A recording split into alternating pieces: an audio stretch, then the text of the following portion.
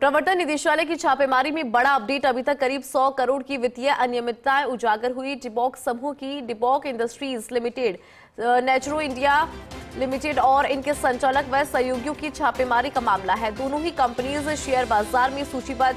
मुकेश मानवीर सिंह है डिबॉक समूह का कर्ता धर्ता, गौरव जैन और ज्योति चौधरी है नेचुरो इंडिया बुल के प्रवर्तक।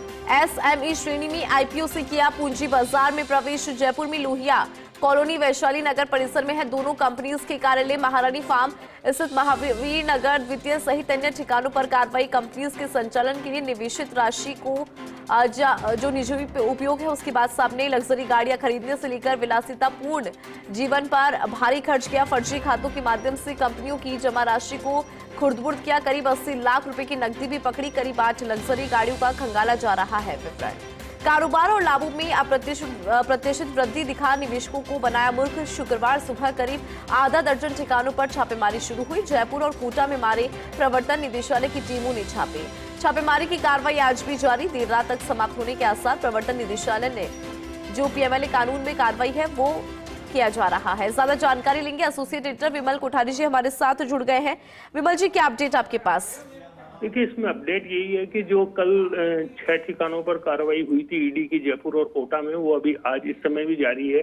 जो सूचना मिली है उसके हिसाब से ये बताया जा रहा है कि करीब 100 करोड़ रुपए के आसपास की वित्तीय अनियमितताओं का खुलासा ईडी को अब तक हुआ है। और अभी भी चूंकि मामले की जांच जारी है तो इस बात की संभावना भी है कि ये राशि और बढ़ सकती है।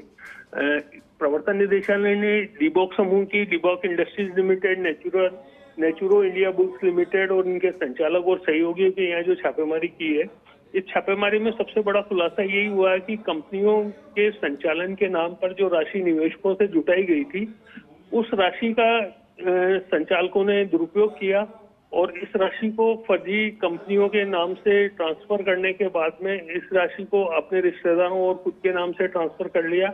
और उसके बाद में ये जो धन इनके पास में आया था, इससे लग्जरी गाड़ियां खरीदने और विलासितापूर्ण जीवन जीने पर इन्होंने खर्च किया। तो कुल मिला के ये कहा जा सकता है कि कंपनी के गतिविधियों को संचालन को लेकर के जो निवेशकों ने पैसा लगाया था, उस पैसे का संचालकों ने दुरुपयोग किया है और इस मामले को लेकर के प्रवर्तन निदेशालय जांच कर रहा है। तो शेयर बाजार के माध्यम से जो राशि जुटाई जाती है उसके बारे में एक थंब रूल है, वो ये है कि जिस काम के लिए पैसा लिया जाता है उसी काम के लिए उस पैसे का उपयोग होना चाहिए।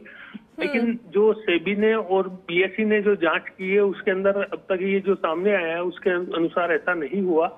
इसके आधार पर इन दोनों ही कंपनियों को सेबी और बीएसई की ओर से नोटिस जारी किए गए थे, लेकिन इन नोटिस का जवाब भी इन्होंने संतोषप्रद रूप से नहीं दिया। और उसके बाद में ये मामला ईडी के संज्ञान में आया तो ईडी ने पीएमएलए कानून के अंदर ही कार्रवाई की शुरुआत की है। खास बात ये भी है कि स्टॉक मार्केट के अंदर अप डाउन होना और स्टॉक मार्केट के अंदर शेयर के मूल्यों को बढ़ा करके फिर बाद में बाजार से पैसा इकट्ठा करना एक सामान्य सी प्रक्रिया है, लेकिन इस प्रक्रिया का दुरुपयोग किया गया।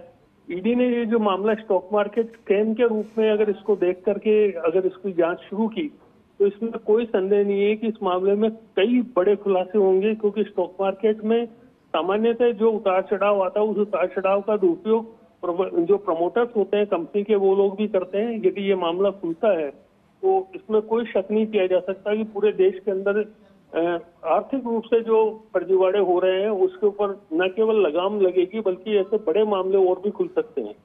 देखने वाली बात यही है कि आखिर ईडी इस मामले में अपनी जांच का जो एंगल है वो एंगल किस तरह से रखता है। क्या वो इस बात की समीक्षा भी करता है कि इन कंपनियों ने जो प्रॉफिट लिया है वो प्रॉफिट कहाँ से लिया है और उस प्रॉफिट का समायोजन कैसे किया है, और इस प्रॉफिट का लेने के बाद में स्टॉक के अंदर जो अप एंड डाउन हुआ उसका लाभ किसने उठाया।